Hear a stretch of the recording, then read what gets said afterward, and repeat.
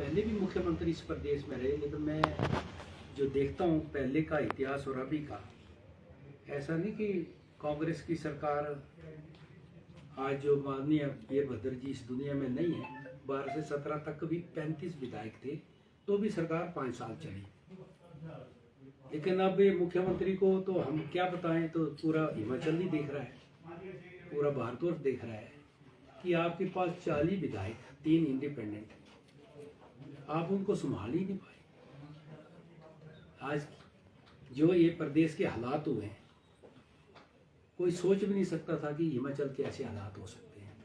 ये पहली मुख्यमंत्री है हिमाचल प्रदेश में, जितने भी मुख्यमंत्री थे किसी ने आज तक ऐसा नहीं किया होगा जैसे कि आदरणीय हमारे मुख्यमंत्री सुक्खू जी, ये नहीं 1.5 साल के अंदर 18-20 हज़ार करोड़ का कर्ज ले लेना। जबकि मुख्यमंत्री जयराम ठाकुर पिछली बार भारतीय जनता पार्टी की सरकार थी, मैं तो इंडिपेंडेंट था, जो 17 से 22 तक हमने देखा कि उन्होंने अपने कार्यकाल में जो है तकरीबन जो है 22-23 हज़ार करोड़ कर्ज लिया था, तकरीबन 5 साल में।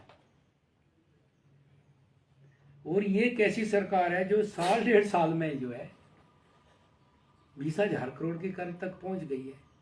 आप बताओ, अगर ये सरकार अगर 5 साल चलेगी तो मुझे लगता है कि जितना हिमाचल ने जब से हिमाचल बना, यानी 70-75 सालों में इतना कर्जा नहीं लिया है जितना ये 5 सालों में लेके जाएंगे, जो इनकी औसत आ रही है। अब ये हिमाचल के लोग इस चीज को समझ सकते हैं कि एक किस तरह के मुख्यमंत्री यहाँ पर बन गए भाई, जिन्होंने जो है अपने कार्यकाल में अगर 1.5 साल में 18-20 हज़ार करोड़ कर्ज ले लिया तो 5 साल में कितना हो जाएगा। सारे रिकॉर्ड तोड़ दिए। आज मुझे दुख है कि हिमाचल, देखो जिस तरह से इन्होंने घोषणाएं की थी, आज क्यों सारी समस्या खड़ी हो गई, क्यों बार बार। एक तो हमारे पास पैसा नहीं है, इनकम सोर्सेज हिमाचल में कोई नहीं है, फैक्ट्री इंडस्ट्री सारे बंद हो रहे हैं।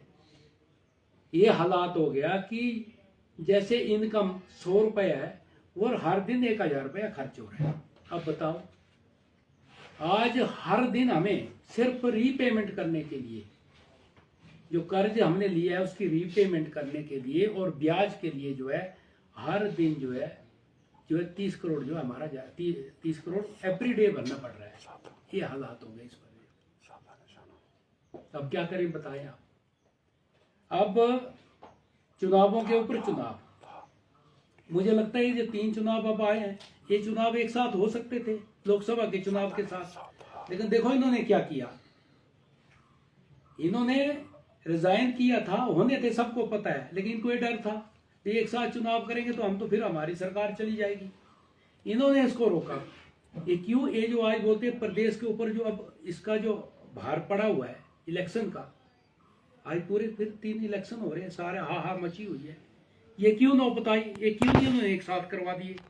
अगर इनके दिल में कोई खोट नहीं होता, मुख्यमंत्री को अगर हिमाचल का इतना फिक्र होता, जनता का इतना फिक्र होता, तो आप बताओ ये चुनाव जो है लोकसभा के साथ हो जाते थे, जैसे 6 सीटों में हुए उपचुनाव हुए, हो सकते थे।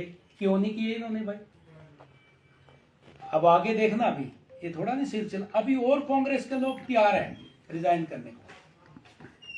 ये कांग्रेस सरकार नहीं चलेगी, ये खत्म हो चुकी है भाई। ये तो जबरदस्ती के बैठे हैं। जिस तरह से मुख्यमंत्री को देखो अपनी देरा से, अब मैं देरा में हमारी भी ड्यूटी लगी है, मैं देख रहा हूँ अपनी धर्मपत्नी को क्यों उतारना पड़ा। वो कहते हैं कि अब देरा को हम डिस्ट्रिक्ट बना देंगे। मैं आपको कहना चाहता हूं कि नदौन का आपने रिजल्ट देखा लोकसभा का, एक मुख्यमंत्री होने के, मुख्यमंत्री है वहां के, तो अपने क्षेत्र कैसे हार गए। मैं तो सुना भाई अपना बूथ भी हार गए, मुझे इतनी जानकारी, लेकिन लोग बोल रहे मुख्यमंत्री अपना बूथ हार जाए। कि प्रदेश के मुख्यमंत्री होके अपना क्षेत्र नदौन हारा। अगर नदौन में आपने विकास किया होता, मुख्यमंत्री का क्षेत्र, और हार जाए, अगर वहां आपने कुछ किया होता, तो नदौन के लोग तो ऐसे तो नहीं है कि मुख्यमंत्री को उधर से, जो मुख्यमंत्री की जहां से आते हैं वो कंस्टिट्यूंसी भी हार गए। देरा में भी अपनी धर्मपत्नी को, मुझे तो ये समझ भी नहीं आया, देरा में कोई है ही नहीं वहां पर। अरे वहां अगर आपने कांग्रेस ने टिकट देना था कोई बहन को दे देते देर आगे। वो कहते हैं कि भाई वो मायके हैं, वहां की बेटी है। अब ये बताओ भाई पत्रकार भाइयों, बेटी हमारे धर्म में शास्त्रों में बेटी की शादी हो जाती है तो बेटी मायके में अच्छी लगती है ससुराल में अच्छी लगती है? बताओ आप। ये मुझे भी ये समझ नहीं आई बात। ये तो जनता को जिस तरह से उधर भी मैं देख रहा हूँ लालच दिया जा रहा है। कभी कहते हैं हमारे पास, जब मुख्यमंत्री खुद बोल रहे हैं कि हमारे पास कुछ भी नहीं है, फाइनेंशियली हम बिल्कुल खत्म हो गए हैं, तो ये जो झूठी घोषणाएं कर रहे हैं मुख्यमंत्री जी, जैसे कि लालच देते हैं, जैसे वो बच्चा नहीं होता उसको टॉफी देते हैं। ये कांग्रेस आज खत्म क्यों हो गई? वजह भाई हमारे 28 स्टेट तो है भारतवर्ष में, हिमाचल तो छोटा सा है। ये कांग्रेस खत्म क्यों हो गई? कांग्रेस खत्म इसीलिए कि ये झूठ बोलते हैं, झूठ बोलकर चुनाव जीत लेना। जिस तरह से इन्होंने 22 का मैंने चुनाव देखा, हम तो देखते ही रह गए। ये भी मैं आपको बताना चाहता हूँ। तो आज इस प्रदेश के जो हालात हुए हैं, आपके प्रेस के माध्यम से मैं इतना पूरे हिमाचल को संदेश दे रहा हूँ कि ये बहुत बड़ा जो है यहाँ पर एक आगे देख लेना आप।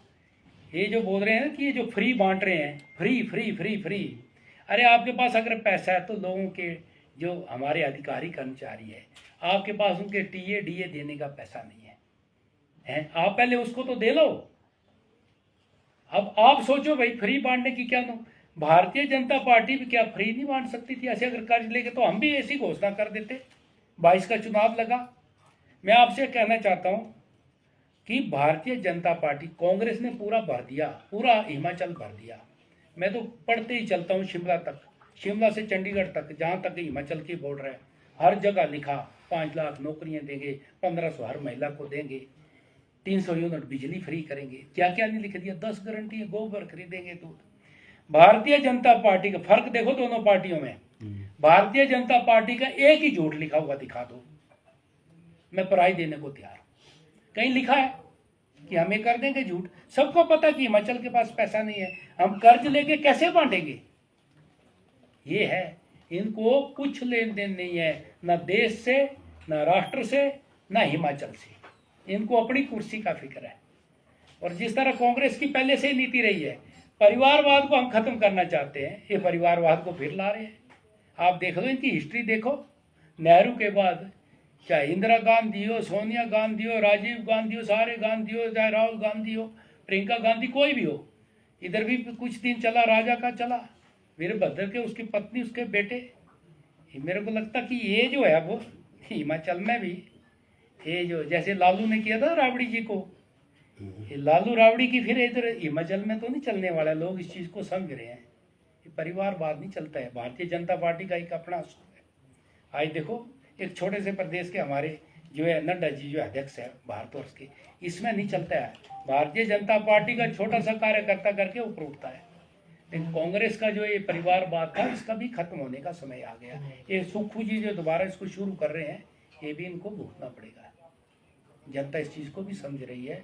ज्यादा ना कहते हुए, लेकिन मैं एक बार फिर इतना ही कहना चाहूंगा, पूरे हिमाचल को मैं संदेश देना चाहता हूं कि ये कांग्रेस से हिमाचल के हालात बहुत खराब हो चुके हैं, बहुत खराब है। अगर आपको नहीं भी है, ये सबके पास स्मार्टफोन है, अगर मैं कहीं झूठ बोल रहा हूं तो आप उठा के इसको देख लो। आजकल तो समय झूठ बोलने का है ही नहीं है।